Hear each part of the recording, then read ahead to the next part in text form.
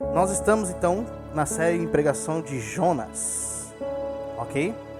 Livro de Jonas, pode abrir sua Bíblia no livro de Jonas, porque hoje nós trataremos capítulo 3 e 4. Nós pegaremos alguns princípios, passaremos por cima do que está sendo tratado aqui na história e vamos falar sobre o que Deus quer nos mostrar aqui. Capítulo 3. Veio a palavra do Senhor segunda vez a Jonas, dizendo: Dispõe-te, vai à grande cidade de Nínive, e proclama contra ela a mensagem que eu te digo. Levantou-se, pois, Jonas, e foi a Nínive, segundo a palavra do Senhor. Ora, Nínive era cidade muito importante diante de Deus, e de 3 dias para percorrê-la. Começou Jonas a percorrer a cidade, caminho de 1 dia, e pregava e dizia: ainda 40 dias, e Nínive será subvertida. O peixe vomita Jonas, e ele recebe a mesma comissão de Deus do início. Dispõe-te, vai à grande cidade de Nínive, e proclama contra ela a mensagem que eu te digo. Ele foi. Dessa vez ele foi. Uma viagem pelo litoral no mar Mediterrâneo, 300 quilômetros aproximadamente. Jonas se dispõe e começa a percorrer a grande cidade de Nínive.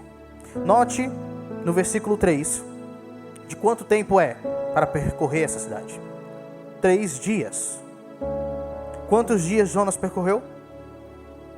Às vezes a gente pensa, na verdade, Jonas, em vez de 3 dias, ele fez em 1. Jonas foi correndo.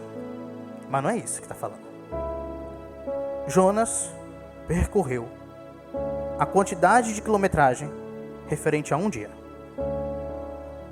1 dia. O versículo 4 nos diz isso, que foi 1 dia que ele correu. Em contraste com o capítulo 2, onde o profeta não poupa palavras para falar sobre si. Aqui sua mensagem é bem curta, mas devastadora, que foi a mensagem que o Senhor falou para ele falar. Ainda 40 dias, e Nínive será subvertida, destruída. À luz da atitude de Jonas, então, no todo da história, vemos aqui uma obediência bem feita? Será que foi bem feita? Qual que foi a ordem de Deus? Levanta e prega contra a cidade. Ok? Ele que deveria pregar a cidade toda. Então ele percorreu durante 1 dia, ao invés de percorrer durante os 3 dias, que precisava para proclamar. E o autor fez questão de colocar a quantidade de dias que precisava para percorrer a cidade e a quantidade de dias que Jonas percorreu a cidade, para demonstrar que Jonas não fez a cidade completa. Mas a pregação chegou a todo canto, inclusive chegou ao rei. A gente sabe disso, que chegou ao rei. Ele, Jonas, provavelmente obedeceu parcialmente aqui o Senhor. Mesmo assim, vemos que Deus usa vasos quebrados, instrumentos improváveis, para realizar sua vontade, manifestando sua misericórdia. Nos versículos 5 a 9, nós temos a reação dos ninivitas. Os ninivitas creram em Deus e proclamaram um jejum e vestiram-se de panos de saco, desde o maior até o menor.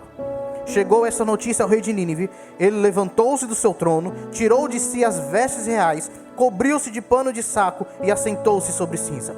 E fez-se proclamar e divulgar em Nínive, por mandado do rei e seus grandes: nem homens, nem animais, nem bois, nem ovelhas provem coisa alguma, nem os levem ao pasto, nem bebam água, mas sejam cobertos de pano de saco, tanto os homens como os animais, e clamarão fortemente a Deus, e se converterão cada um do seu mau caminho e da violência que há nas suas mãos. Quem sabe se voltará a Deus e se arrependerá e se apartará do furor da sua ira, de sorte que não pereçamos. A reação dos ninivitas é surpreendente. Os verbos aqui usados para descrever a resposta dos ninivitas, a resposta daquela cidade, a palavra de Jonas, a pregação de Jonas, são usados para descrever as respostas apropriadas que Israel deveria ter, deveria exibir em outros contextos. Crer, jejuar, colocar panos de saco. Depois as expressões converter do seu mau caminho, clamar, são usadas aqui. Essas são expressões clássicas de contrição e arrependimento. Agora, o que nós devemos nos perguntar é: houve salvação ou houve arrependimento daquilo que eles faziam? Daquele sentido, do mal que eles faziam? E aí? Por que a gente tem que perguntar isso? Não sei você, mas eu já ouvi diversas vezes que houve uma grande salvação em massa, um avivamento espiritual ali em Nínive, e todos eles se converteram. Mas vamos analisar bem o texto. Vale lembrar que os ninivitas eram politeístas. Sabe o que é isso? Eles adoravam muitos deuses.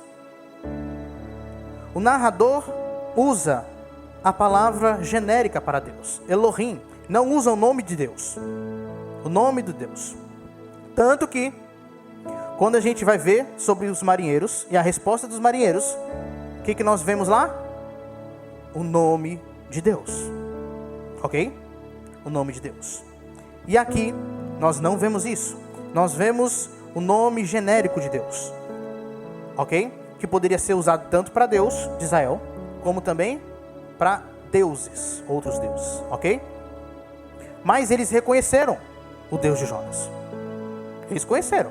A Bíblia fala pra gente que eles perceberam, viram o poder desse Deus e eles se arrependeram. Mas provavelmente eles creram sim no Deus desconhecido de Jonas, o Deus de Jonas, que estava zangado e ia destruir aquela cidade. Mas historiadores notam que a cidade de Nínive estava também passando já por pragas, doenças e problemas políticos na época. Imagine aqui, uma cidade toda sofrendo com as pragas, com as doenças, com problemas políticos, um caos. E vem alguém dizendo: ainda em 40 dias e vocês serão destruídos. Para eles isso era uma mensagem tremenda, porque eles acreditavam realmente em Deus, em uma força maior. Então eles passaram a acreditar nisso, passaram a acreditar nesse Deus de Jonas. E nós vemos aqui uma resposta rápida, uma resposta dramática do povo, da cidade de Nínive. Eu creio ser melhor a gente colocar dessa forma, que vemos aqui um despertamento moral e religioso de curto prazo. Por que de curto prazo? 100 anos depois, isso é curto prazo, ok? 100 anos depois, em 612, Nínive vai sofrer juízo de Deus. Nínive vai cair para o Império Medo-Persa. E Naum profetizou sobre esse evento como o juízo de Deus sobre a cidade. Ou seja, durou uma geração esse arrependimento. Mas foi um arrependimento verdadeiro. Eles se arrependeram mesmo do mal que estavam fazendo. Apesar de Jonas não completar a jornada, os ninivitas se encarregam de passar a mensagem adiante. E o rei soube disso. O rei reage em desespero, clamando ao povo e decretando extrema humilhação perante o Deus de Jonas. As pessoas e animais não poderiam nem beber água. Deveria haver um arrependimento da violência e das práticas perversas. Não era isso que Deus falou? Que o mal tinha subido até ele?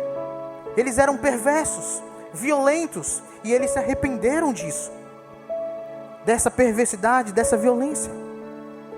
E olha que interessante, um pagão, ele viu somente essa manifestação de Deus na cidade, e olha como é que ele age, olha a humildade desse rei. Quem sabe Deus se arrependerá e o juízo será revertido. O rei não tem certeza, mas ainda assim recebe a mensagem e se humilha com todo o povo. Olha o que Jonas diz na sua oração.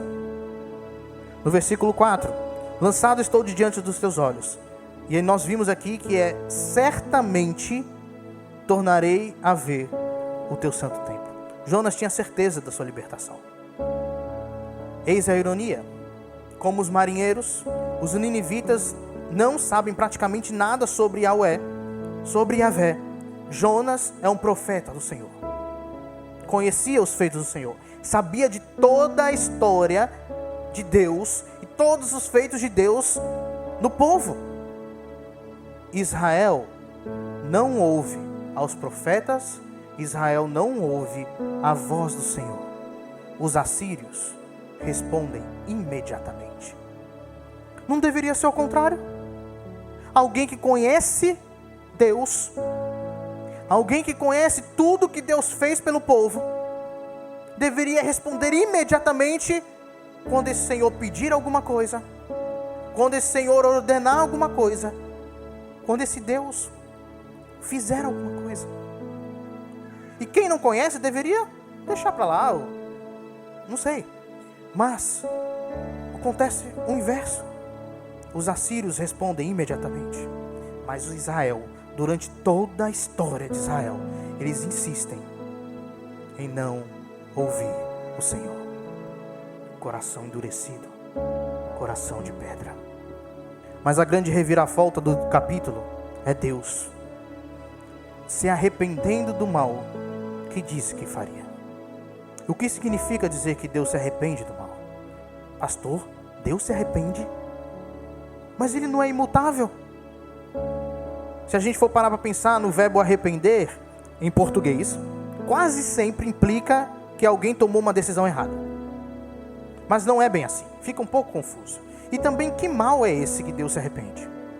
Uma maneira mais clara de traduzir essa frase, a NVI, por exemplo, traduz: Deus mudou de ideia em relação à calamidade que havia proferido sobre Nínive. O ponto aqui não é que Deus se surpreende. O ponto aqui não é que Deus não tinha a mínima ideia de que Nínive iria se quebrantar diante do anúncio. Ora, até Jonas sabia que essa era uma possibilidade real, e a gente vai ver no capítulo 4 ele falando sobre isso. Mas nós temos que ter em mente que na proclamação profética, muitas vezes havia uma contingência que vinha junto na mensagem de juízo. Ou seja, se houvesse arrependimento, Deus estava predisposto a perdoar. Jeremias 18 nos diz sobre isso. Eu vou ler aqui rapidamente para vocês. Jeremias 18 parece que nos dá um princípio universal sobre isso. Que o arrependimento é um instrumento de Deus para o homem, para quebrar a linha lógica do juízo, quando há desobediência. Palavra do Senhor que veio a Jeremias dizendo: Dispõe-te e desce à casa do oleiro, Jeremias 18, e lá ouvirás as minhas palavras. Desci à casa do oleiro, e eis que estava entregue a sua obra sobre as rodas. Como o vaso que o oleiro fazia de barro se lhe estragou na mão, tornou a fazer dele outro vaso, segundo bem lhe pareceu. Então veio a minha palavra do Senhor: Não poderei eu fazer de vós como fez este oleiro, ó casa de Israel? Diz o Senhor: Eis que como o barro na mão do oleiro, assim sois vós na minha mão, ó casa de Israel. No momento em que eu falar acerca de uma nação, ou de um reino para o arrancar, derribar e destruir, se a tal nação se converter da maldade contra a qual eu falei, também eu me arrependerei do mal que pensava lhe fazer. E no momento em que eu falar acerca de uma nação, ou de um reino para edificar e plantar, se ele fizer o que é mal perante mim, e não der ouvidos à minha voz, então me arrependerei do bem que houvera dito que lhe faria. Deus já colocou isso, essa contingência aí, essa ideia de que em meio ao juízo, se houver arrependimento, eu salvo. Eu salvo não, pode ser até meio dificultoso a gente falar assim, mas ele pelo menos não vai fazer aquilo, o juízo que ele deveria fazer, que ele falou que iria fazer. Então, o Deus das Escrituras ouve clamores de pessoas arrependidas e muitas vezes reverte o futuro calamitoso que ele havia pintado. E é interessante também porque os autores, eles utilizam uma palavra de arrependimento para homens e uma palavra diferente de arrependimento para Deus. A palavra é diferente. O para homens é literalmente uma conversão, uma mudança completa. Para Deus não. É outra palavra. Então nós devemos ter em mente que o arrependimento de Deus não é o mesmo arrependimento dos homens. Deus já pré-ordenou, já pré-colocou esse arrependimento, essa mudança de juízo para não juízo, de uma maneira que as pessoas sabiam que arrependimento quebra a lógica do juízo de Deus. E Jonas sabia disso, mas ele não se arrependeu. Precisou Deus usar a sua graça. Isso é um grande incentivo à oração e ao arrependimento. Ninguém está fora do alcance da misericórdia de Deus. Ninguém. Se você está em desobediência, não prefira o mar ao arrependimento. Procure o Senhor. Arrependa-se e Deus vai te perdoar. Amém? Capítulo 4. Jonas fica extremamente irado com a situação. Vocês conhecem bem esse capítulo. Jonas fica irado. Para ele, os idólatras violentos de Nínive deveriam ter perecido. Ele achou a decisão de Deus injusta e proferiu uma oração protestando o ocorrido. Olha como ele ora. Com isso, desgostou-se Jonas extremamente e ficou irado. E orou ao Senhor e disse: Ah, Senhor, não foi isso que eu disse estando ainda na minha terra? Por isso me adiantei fugindo para Tarsis, pois sabia que és Deus clemente e misericordioso, e tardio em irar-se, e grande em benignidade, e que te arrependes do mal. Peço-te, pois, ó Senhor, tira a minha vida, porque é melhor me morrer do que viver. A oração de Jonas não reflete a lembrança daquilo que tinha acontecido a Jonas há pouco tempo atrás. Jonas esquece da graça, tendo provado dela há pouco tempo. Jonas recebeu a graça de Deus por meio do grande peixe, graça de salvação de vida. Mas ele se esquece a ponto de não querer essa mesma graça para outras pessoas. E nós podemos esquecer da graça em pouquíssimo tempo. Ele começa orando: Ah, Senhor. E não é irônico isso? Se Ele é Senhor, por que você vai questionar? Por que você vai brigar com Deus? E aqui finalmente descobrimos por que Jonas não obedeceu à comissão no início. Ele sabia que Deus é clemente e misericordioso, tardio em irar-se, grande em benignidade e que se arrepende do mal. E dramaticamente o profeta deseja a morte. Jonas, como praticamente todo israelita, não queria que os ninivitas experimentassem a graça e misericórdia de Deus.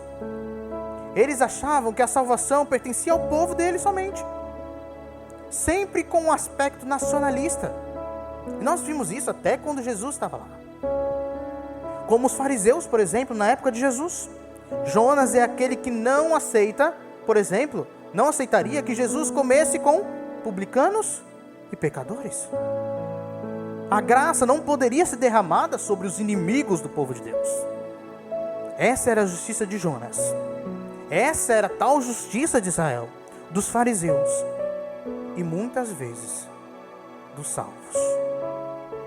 Achamos que somos detentores da graça e que podemos estabelecer quem pode ou não ser salvo, ou até mesmo receber as bênçãos da graça. Quem pode receber as bênçãos da graça? Eu sim, aquele lá não. Quem somos nós para definirmos onde Deus derrama a sua graça? Deus faz uma pergunta retórica depois, no versículo 4, e disse o Senhor: é razoável essa tua ira? Deus não tinha dúvida, nem Jonas. Deus sabia que não era razoável a ira de Jonas. É Deus falando para Jonas: Jonas, deixa de ser estúpido, Jonas. Isso não tem nada a ver, não condiz com a realidade de quem serve ao Senhor. Jonas respondeu como? Versículo 5. Então Jonas saiu da cidade e assentou-se ao oriente da mesma, e ali fez uma enramada e repousou debaixo dela, à sombra, até ver o que aconteceria à cidade.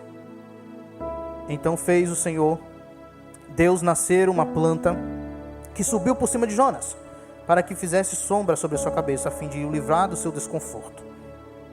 Jonas, pois, se alegrou em extremo por causa da planta. Mas Deus, no dia seguinte, ao subir da alva, enviou um verme, o qual feriu a planta, e esta secou. E nascendo o sol, Deus mandou um vento calmoso oriental. O sol bateu na cabeça de Jonas, de maneira que desfalecia, pelo que pediu para si a morte, dizendo: melhor me é morrer do que viver. Então perguntou Deus a Jonas: é razoável essa tua ira por causa da planta? Ele respondeu: é razoável a minha ira até a morte. Tornou o Senhor: tens compaixão da planta, que te não custou trabalho, a qual não fizeste crescer, que numa noite nasceu e numa noite pereceu. E não hei de eu ter compaixão da grande cidade de Nínive, em que há mais de 120.000 pessoas que não sabem discernir entre a mão direita e a mão esquerda, e também muitos animais. E termina com uma pergunta. O livro continua então com essa lição da planta. Deus faz crescer uma planta para ensinar Jonas. É interessante porque aqui está escrito: para livrar Jonas do seu desconforto. E a palavra aqui, em hebraico, é literalmente para livrar Jonas do seu mal. A palavra aqui é mal. Que mal é esse? Era o sol batendo na cabeça de Jonas? Ou o mal que Jonas estava fazendo? Nós podemos ter duas interpretações aqui. A ideia de que Deus fez crescer a planta para livrar ele do sol, ou Deus fez crescer a planta para poder ser um instrumento na vida de Jonas, para que ele pudesse se aperfeiçoar. No versículo 7, no dia seguinte, o Senhor aponta um verme para ferir a plantinha. A planta morre, e um sol daqueles bate na cabeça do profeta, e ele começa a desfalecer. Jonas vai de um extremo ao outro, mostrando que quem está com o coração cauterizado, quem está com um coração frio para Deus, quem está com um coração desobediente, não tem controle sobre suas emoções. Ele vai de extremamente feliz por causa da planta para extremamente irado porque a planta murcha. E mais uma vez, dramaticamente, ele pede a morte. Deus compara a planta com a cidade de Nínive, apesar de moralmente responsáveis e culpáveis. Afinal de contas, a cidade seria, posteriormente, julgada. Essas pessoas não foram discipuladas, não tinham discernimento dos mandamentos do Senhor, e não conheciam mesmo de fato. O livro poderia ter acabado no capítulo 3. Mas por que o autor colocou esse capítulo 4? Para mostrar o Deus que vai em busca do profeta irado. Quem na verdade era o principal alvo de aperfeiçoamento do Senhor não era Nínive, não eram os marinheiros, era Jonas e a casa de Israel. Jonas era o principal alvo a ser aperfeiçoado. O retrato extremo do profeta ilustra a situação espiritual de Israel. O povo que havia sido eleito para servir de veículo de bênção às nações, e se rebelou e se recusou a encarnar o caráter de Deus em sua vida. Ficavam contentes em receber misericórdia, mas não em proclamar e exercer misericórdia para com os outros. Tinham a teologia correta, mas corações insensíveis. E eu quero vir para a aplicação. Ao observarmos Deus, o que aprendemos sobre o seu caráter? Um Deus pronto a perdoar, um Deus de novas chances, um Deus pronto a estender sua benevolência àqueles que merecem juízo. Meus irmãos, o Deus do Antigo Testamento não é um Deus iracundo, malevolente, sempre pronto a irar-se e fulminar seres humanos pelo menor sinal de erro deles. Pelo contrário, Ele é tardio em se irar, deseja o bem de suas criaturas e procura restaurar pessoas para si mesmo. Mas Ele também é justo e não permite que o mal tome conta do mundo. Ele não permite isso. Mas ao observarmos Jonas, o que aprendemos sobre nós mesmos? Talvez fique difícil fazer uma comparação com Jonas aqui, né? Quem entre nós já foi pego profundamente irado porque pessoas foram poupadas do juízo de Deus? Não responda não. Se Se alguém pensou dessa forma, cuide do seu coração. Mas é difícil fazer uma comparação com isso. O exemplo de Jonas é intencionalmente extremo. O livro como um todo, na verdade, representa uma autocrítica ferrenha a Israel, como a gente viu, que não respondia à pregação dos profetas, não valoriza a aliança, não cultivava apreço genuíno pela misericórdia do Senhor. Acho interessante nos perguntarmos o seguinte: quão disposto eu estou para encarnar a misericórdia de Deus na minha vida? Quão disposto eu estou para encarnar o caráter de Deus, a misericórdia de Deus no meu dia a dia? Na família ou nos relacionamentos, por exemplo. Ser rápido em perdoar. Estar disposto a costurar relacionamentos rasgados. Estar disposto a resolver conflitos.